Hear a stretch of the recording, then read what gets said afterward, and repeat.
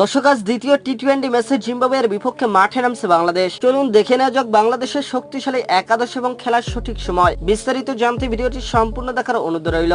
দর্শক, প্রথম ম্যাচ জিতে চনমনে বাংলাদেশ ক্রিকেট দল।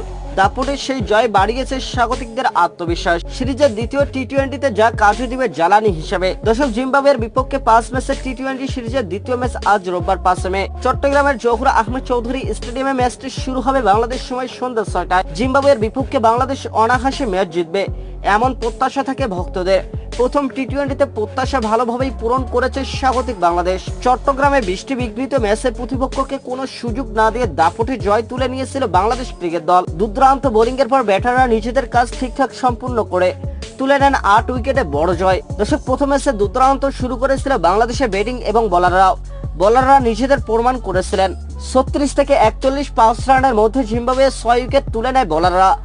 একটা সময় মনে হচ্ছিল 50 রানের আগে অল আউট হয়ে যাবে সফররতরা। দর্শক, এদিন অষ্টম উইকেটে মাদান্দে এবং ওয়ালিংটন মাসাকাজ্জা মিলে 75 রানে জুটি করে জিম্বাবুয়েকে 124 রান পর্যন্ত নিয়ে যান। দর্শক, সেই রান তারা অভিষিক্ত তানজিদ হাসান তামিমের অপরাজিত 67 এবং তৌহিদ হৃদয়ের 18 বলে ঝড়ো 33 রানে বাংলাদেশকে জয়ের সৌরভে সুরভিত করে।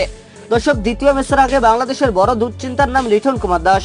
এদিন 3 বল খেলে করেছিলেন মাত্র 1 রান। তাই তো তাকে একাদশে রাখা হবে কিনা তা নিয়ে রয়েছে যথেষ্ট সন্দেহ। হয়তো বিশ্বকাপের ভাবনায় থাকায় তাকে আরো একবার সুযোগ দিতে পারে টিম ম্যানেজমেন্ট।